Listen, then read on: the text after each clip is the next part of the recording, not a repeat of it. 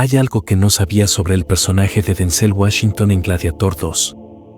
En los próximos momentos, te voy a explicar cómo este personaje está vinculado a la persecución de la iglesia primitiva y la adoración pagana a dioses falsos. Washington interpreta el papel de Macrino y al hablar de su personaje dijo que estaba en el fondo y encontró una manera, se dedicó a vender su alma para llegar a la cima. Cuando vendes tu alma, entonces estás dispuesto a hacer cualquier cosa para ellos. Ni siquiera usé algunas de las cosas más oscuras que hice en pantalla cuando lo filmamos. Tal vez pensaron que me fui demasiado hacia la izquierda.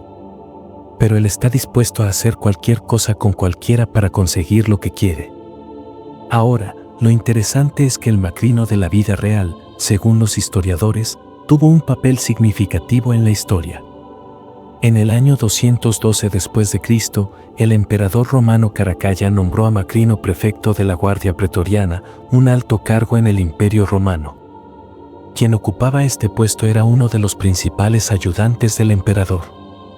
Los historiadores nos cuentan que, durante ese periodo, el pluralismo religioso de Roma ya no se extendió al cristianismo. A partir del siglo II, el punto de inflexión fue el Edicto de Caracalla, emitido en el año 212 después de Cristo, que concedió la ciudadanía romana a los habitantes libres del imperio. Sin embargo, también les exigía participar en prácticas paganas y adorar a las deidades romanas. El Edicto de Caracalla tuvo profundas consecuencias para los cristianos, y Macrino habría sido fundamental para hacer cumplir esta lealtad al Estado romano. La demostración de fidelidad al imperio no solo consistía en negar la fe cristiana, sino también en participar en el culto imperial romano. Los cristianos eran considerados traidores porque, siguiendo las enseñanzas de Jesús, su primera lealtad era a Dios, no al César. Los cristianos sufrieron persecuciones debido a su negativa a reconocer la supremacía del Estado sobre sus prácticas religiosas. Algunos eruditos bíblicos consideran que este relato histórico es un presagio de los últimos días, cuando el anticristo impondrá el deseo de Satanás en la tierra. El libro del Apocalipsis describe claramente un sistema mundial que requerirá que las personas tomen la marca de la bestia para poder participar en la sociedad. El anticristo impondrá una religión mundial que exigirá que la gente lo adore y niegue la fe cristiana. Cualquiera que se niegue será perseguido. Aunque el Imperio Romano ya no existe hoy, los cristianos podemos aprender mucho del pasado respecto a la profecía bíblica. En los últimos tiempos, vendrá un hombre que obligará al mundo a adorar a Satanás. Según Apocalipsis 13:4, la Biblia dice, y adoraron al dragón que había dado autoridad a la bestia, y adoraron a la bestia, diciendo, ¿quién como la bestia, y quién podrá luchar contra ella? La misión del anticristo será blasfemar contra Dios. Según Apocalipsis 13:6, la Biblia dice, entonces abrió su boca en blasfemia contra Dios, para blasfemar su nombre, su tabernáculo y a los que habitan en el cielo. La bestia no puede tocar a Dios en el cielo ni a los santos que ya han ido al cielo, por lo que queda reducida a insultos. Con elocuencia, alejará a la gente de la creencia en el Dios verdadero y en Jesucristo. La misión del anticristo es dominar el mundo. Según Apocalipsis 13:7, la Biblia dice, y le fue dada autoridad sobre toda tribu, lengua y nación. La bestia tendrá control global, aterrorizará a algunos, pero atraerá a otros. El mundo entero seguirá a la bestia, ya sea mediante intimidación o soborno. Una de mis películas favoritas es The Shawshank Redemption, y uno de los personajes principales es Ellis Boyd Redding, conocido en la película como Red. Red es uno de los mejores contrabandistas de la prisión y puede conseguirle a cualquiera, casi cualquier cosa que necesite dentro de los muros de la cárcel. Una de las razones por las que Red es tan buena en el contrabando es que ha estado en prisión durante mucho tiempo. Cuando conocimos a Red por primera vez, estaba ante la Junta de Libertad Condicional después de unos 30 años en prisión. Les dicen que ha sido rehabilitado y que quiere salir, pero, desafortunadamente, la Junta le niega la libertad condicional. En ese momento, Red habría hecho cualquier cosa por salir de prisión. 5 años después, se presenta nuevamente ante la Junta de Libertad Condicional y recibe la misma respuesta, otra negativa. Finalmente, después de 40 años de estar encarcelado, lo dejó salir bajo libertad condicional. Había obtenido la libertad que siempre había deseado. Sin embargo, tras unas semanas fuera, Red odia estar en libertad. Está tan acostumbrado a la vida en la celda que empieza a pensar en cómo regresar. Incluso pareció comprar un arma para romper su libertad condicional y ser enviado de vuelta a prisión. Deseaba volver al mismo lugar que una vez odiaba. Nosotros, como cristianos, a menudo hacemos lo mismo. Estamos encarcelados por algún tipo de pecado, Dios rompe esas cadenas, pero con el tiempo sentimos el llamado de esa prisión y volvemos corriendo hacia ella. 1 Pedro 2:20-21 habla de esta realidad. Porque si después de haber escapado de las impurezas del mundo, mediante el conocimiento de nuestro Señor y Salvador Jesucristo, vuelven a enredarse en ellas y son vencidos, su último estado llega a ser peor que el primero. Porque más les valdría no haber conocido nunca el camino de la justicia que, después de conocerlo, apartarse del santo mandamiento que les fue entregado. Pedro se refiere aquí a los falsos maestros, específicamente a aquellos que enseñan que uno puede vivir como quiera después de venir a Jesús, sin necesidad de arrepentimiento. Es mejor para una persona nunca haber afirmado conocer al Señor que decir que lo conoce y luego apartarse de Él. Para ser claros, esto no significa que cualquier cristiano que haya sido arrastrado de nuevo al pecado no pueda recibir perdón por el poder del Espíritu. Sin embargo, si dices conocer al Señor y luego lo abandonas por completo para regresar a tu pecado mundano, estás fuera de la gracia y la misericordia de Dios. Eres como un perro que vuelve a su vómito para comer. Esto no solo se aplica a pecados graves, como la adicción a las drogas o el regreso a una relación prohibida. También ocurre en niveles más pequeños. Tal vez Dios te haya liberado de ser adicto a la comida o de los chismes, pero aún así, existe la tentación de volver a esos viejos hábitos. Puedes decirte a ti mismo que no es gran cosa chismear sobre la vida de un amigo, pero en realidad, sí lo es. En ese momento, estás abandonando el trabajo que el Espíritu ha hecho en tu corazón. Esto podría convertirse en una pendiente resbaladiza que te lleve a abandonar al Señor en otras áreas de tu vida. Si no tienes cuidado, podríamos terminar alejándonos de Dios por completo. No vuelvas al mismo pecado que destruyó tu vida en el pasado. No regreses a aquello por lo que una vez tuviste que orar para escapar. Quiero compartir contigo algunas de las advertencias más importantes que Jesús nos da sobre el fin de los tiempos. Pon atención a esto, porque no querrás que te tome desprevenido. Quizás recuerdes cuando eras niño o adolescente y tus padres te dejaban en casa. Probablemente te dejarían instrucciones claras sobre qué hacer y qué no hacer.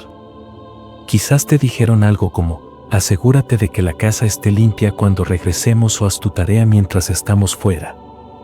Puede que también te hayan dicho, no hagas fiestas o solo puedes invitar a unos pocos amigos.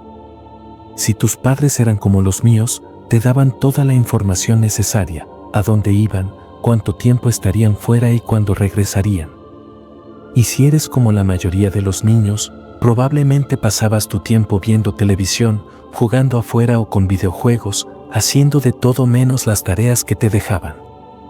De repente, antes de darte cuenta, han pasado varias horas y recibes la llamada o el mensaje de texto que dice que tus padres están en camino. En ese momento, entras en modo pánico, no has limpiado, no has hecho la tarea, y ahora solo tienes 20 minutos para intentar hacerlo todo. Esperaste hasta el último minuto para prepararte y ahora te quedarás corto. Lamentablemente, esta es la forma en que muchos de nosotros respondemos a la venida de Cristo.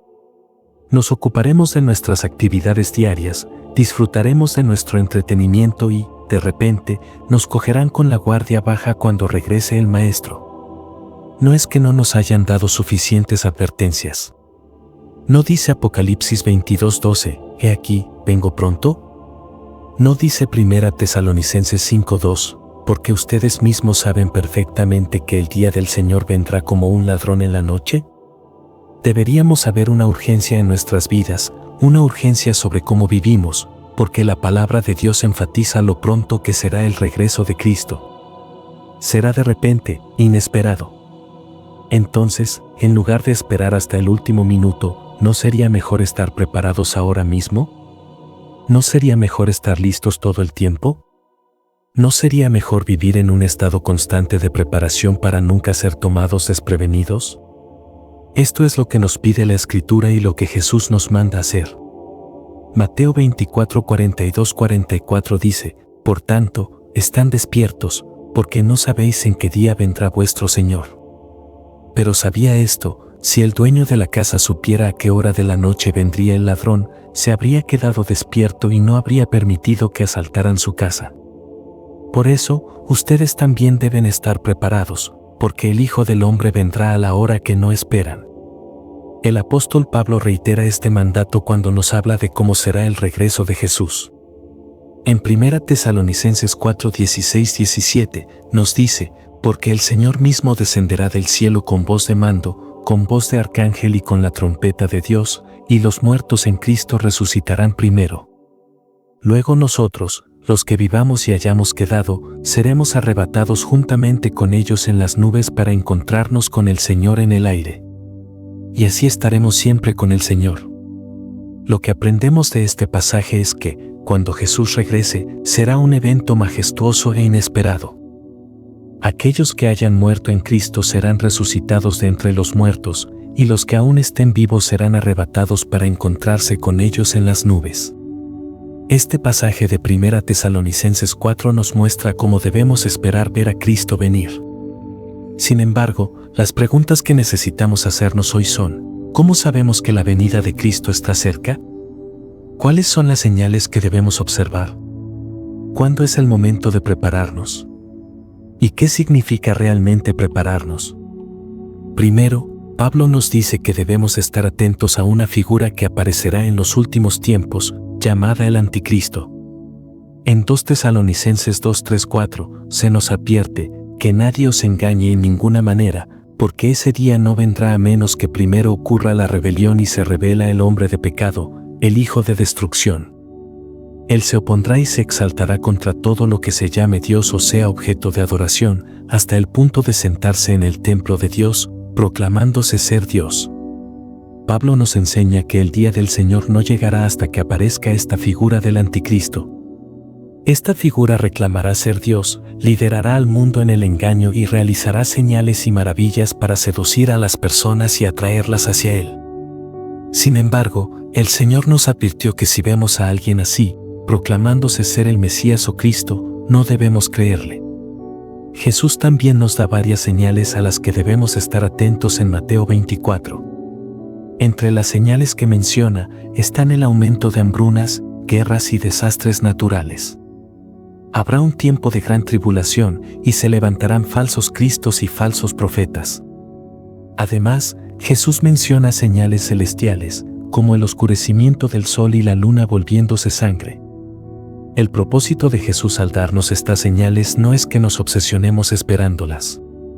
En Mateo 24, 42 y 44, Jesús nos dice: por tanto, están despiertos, porque no sabéis en qué día vendrá vuestro Señor. Estad preparados, porque el Hijo del Hombre vendrá a la hora que no esperáis. El punto que Jesús quiere que entendamos es que no debemos esperar a ver las señales para comenzar a prepararnos. Su mensaje es claro: debemos estar listos todo el tiempo. Debemos vivir en un estado constante de preparación, porque simplemente no sabemos cuándo será su regreso. La mejor manera de prepararnos es estar siempre listos. En resumen, debemos vivir como si Jesús viniera hoy mismo. Esto implica reflexionar sobre cómo estamos usando nuestro tiempo. ¿Lo estamos dedicando a leer y difundir la palabra de Dios, o estamos gastándolo en entretenimiento vacío? ¿Estamos sirviendo a los demás y cumpliendo los mandamientos de Cristo, o estamos utilizando nuestro tiempo para derribar y dividir a otros? El tiempo que tenemos ahora es valioso para buscar y anhelar la presencia del Señor. ¿Tenemos hambre de acercarnos más a Dios y pasar más tiempo con Él, o estamos usando nuestro tiempo para acercarnos a todo el mundo, menos a Dios? No esperemos señales y maravillas para prepararnos para la venida de Cristo, porque si lo dejamos para el último minuto, muchos de nosotros seremos tomados con la guardia baja. Seremos tomados desprevenidos, Y estoy seguro de que ningún creyente quiere quedarse atrás cuando Cristo venga por su iglesia. No sé ustedes, pero yo no quiero quedarme atrás.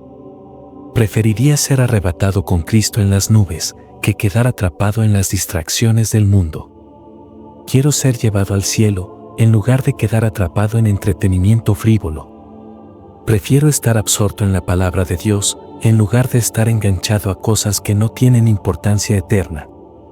Piensa en esto: si supieras que un ladrón viene a tu casa esta noche, ¿no te prepararías? ¿No harías los cambios y ajustes necesarios para estar seguro? La venida del Señor será como un ladrón en la noche, y si es así, ¿no deberías hacer los cambios y ajustes necesarios ahora mismo? El Señor viene pronto, y es hora de que empecemos a vivir de acuerdo con esa realidad. Cuando se trata de tu vida de oración, actúa como si supieras que el Señor viene pronto. Cuando se trata de tolerar el pecado, actúa como si supieras que Jesús regresará en cualquier momento. Así es como debemos vivir nuestras vidas.